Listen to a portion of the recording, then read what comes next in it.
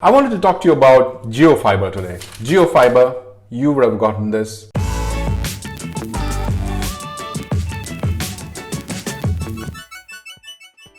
Hey guys, welcome to another episode. This is Mani Karthik here. I hope you like the new arrangement and my new haircut. I personally don't like it because, I don't know, this wasn't what I intended, but I got it anyway. It was a lockdown situation and the whole haircut thing looked like a freaking surgery because the guy was wearing mask and all that stuff. Okay, so I wanted to talk to you about Jio Fiber today. Jio Fiber, you would have gotten this in front of your house. I'm pretty sure they're dropping this everywhere. So the Jio Fiber is the new big thing, I guess, because they're talking about 1 Gbps internet speed. Like back in 2019, when I heard about it the first time, I was like super excited because 1 Gbps internet in India is like freaking awesome, right? So I waited for it for like a couple of months and now I hear that it's out here, so I can pick it up. And their plans are pretty cheap. It starts from like $699 per month and goes all the way up to $8,500. That is the 1 Gbps one. And on the $699 one, you get 100 Mbps, which is, you know, still cool.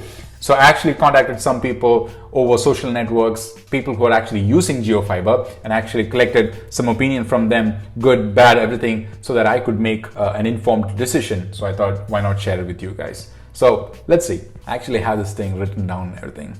Okay, so the good things first, okay? The speed is pretty good.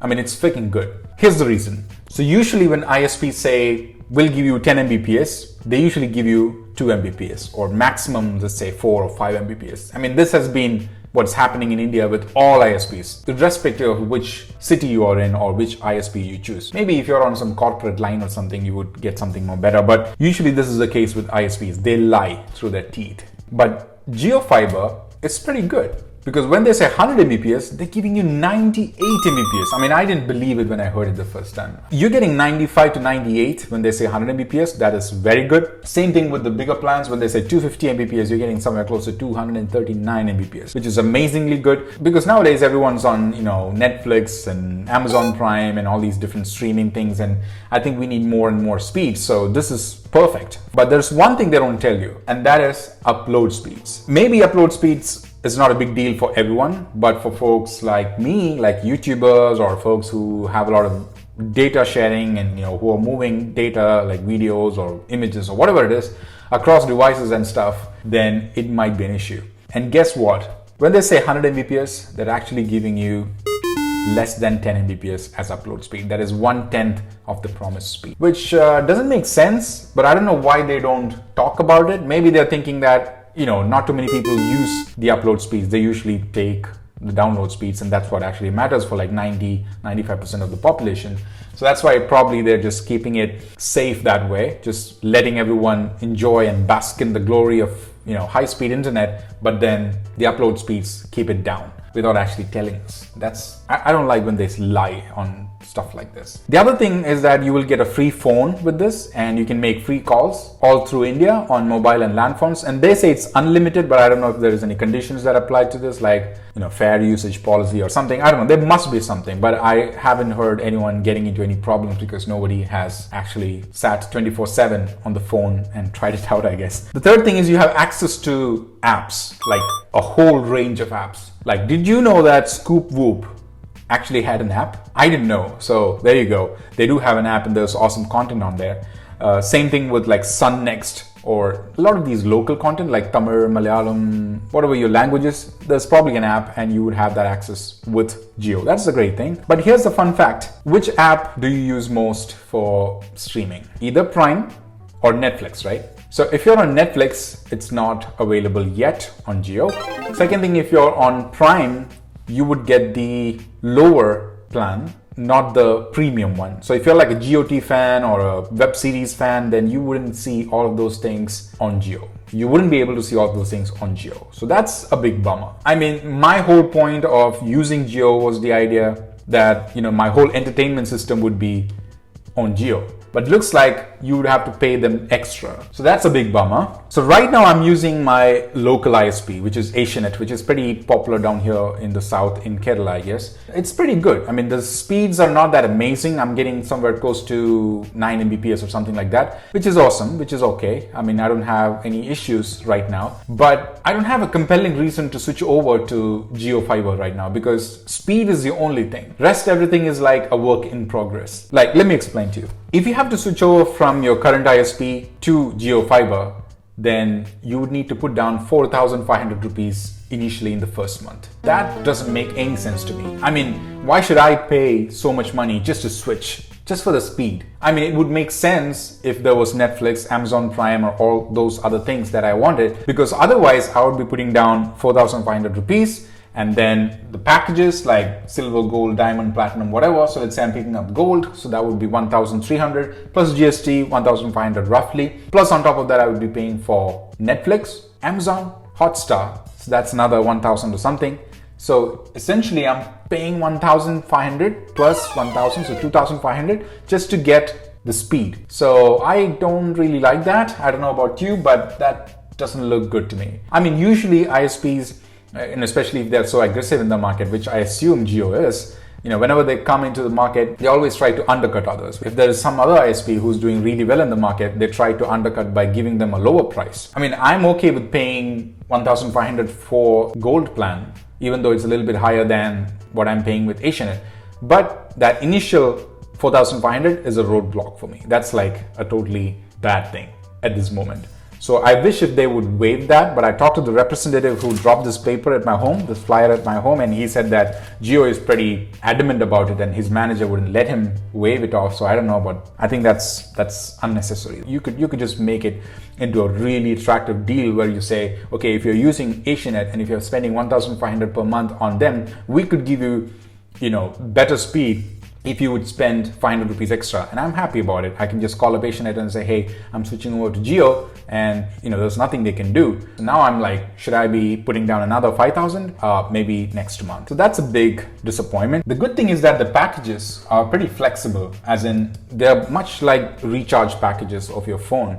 So if you pick up, let's say, the bronze package today, which is 100 Mbps and 700 rupees, and 2 months down the line, you're figuring out that you need more speed, then you can always upgrade to diamond or gold or platinum by just paying that much amount. And it's just like every month you pick up the respective package. So that's a good thing. That flexibility is good. You're not like locked in to either one of the packages for like 6 months or 12 months at a stretch. So that's a great thing. But at the same time, there's a little bit of a catch there that they don't talk about much. And that is the data usage. So for every plan, even though they say unlimited, there's like 350 GB limit on the bronze plan, 800 GB limit on the silver plan. And when you look at these numbers first, you think that, oh, that's way too much data than you're consuming right now. So you should be all set. That's what you think. But the problem is, what happens once you start watching TV is that all these TV channels are super HD. And what happens is you consume a whole lot of data. Because earlier you were not consuming data for TV, you were consuming like internet data. So you would, in your mind, you have that internet data numbers. So you would think that 4,000 GB is a lot of data. You won't be eating through all of that every month, right? But if you're using TV, you certainly would. So if you're a big TV watcher, so to speak, then you probably should expect that you need more data. So you might want to be on a bigger plan like silver, gold, or something like that, or don't watch TV. On the whole, I think Jio Fiber is good. The speeds are amazing and the flexible plans are good.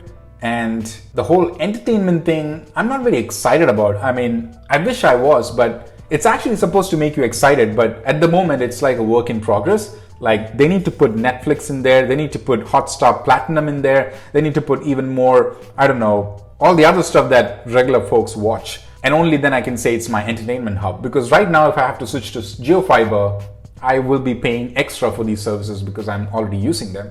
So I don't want that. If I switch to Jio, then at least give me the basic stuff. I wouldn't say for free, at least. Yeah, I mean, I would say yes, for free. Maybe they'll get all these feedbacks after a while and then put them in. So I think it's going to come in a few weeks or months maybe. But right now, it's a work in progress. So if you're excited about data and if you're excited about speed, I think Jio is great. You would get up to 100 Mbps in download speed. In upload speed, you would get almost 1/10 of your plan. So if you're a YouTuber, I don't know, maybe it's okay for you, but I think it could have been better, and they should specify it categorically in their plans, which they don't, which is kind of shady in my opinion. So anyways, my overall opinion about Jio Fiber is that it's not something to be excited about. Maybe we should just wait. But there is one thing that I wanted to highlight. So I talked to a couple of people who were actually using Jio Fiber right now. And what I understand from them is that Jio is a heavily monitored ISP, internet service provider, which means if you're using stuff like Onion Network or VPN or stuff like that, which wants you to be anonymous, then Jio is not the best network to be in, because it disconnects every 5 minutes or so, which is crazy. Apparently, or I'm told that they have some stuff going on in the background and you are being monitored. I don't know what that exactly means, but maybe you're monitored in every ISP, but with Jio, you're monitored a little bit too much, I guess. So everything is being scanned and all that. So if you're trying to be anonymous and doing something that you're not supposed to, or maybe, I don't know, just watching stuff that, everyone watches, it's not the best idea to be on Jio. But for speeds and flexibility, I think Jio Fiber is great. Maybe you can just start with the bronze plan and just see how it goes. But I hope they waive down that 4,500 initial down payment. That is way too much. But I'm hopeful that things will change. I'm sure that they're taking all these things and as their feedback, and maybe changing their product as they go. So in a couple of months we will see all of these things implemented, and that's when it's a good time to switch over to Jio Fiber. Right now it's a good to have, but not like an absolute must have sort of, which I was hoping it would be. But anyways, things are like that. So I hope you like that video and my new format and everything. If you have any comments, suggestions, or anything like that, let me know down in the comments. And if you like the video, please hit the like button. And if you haven't subscribed yet, you know what to do. Hit the subscribe button and the bell button. See you in another video. This is Mani Karthik signing off.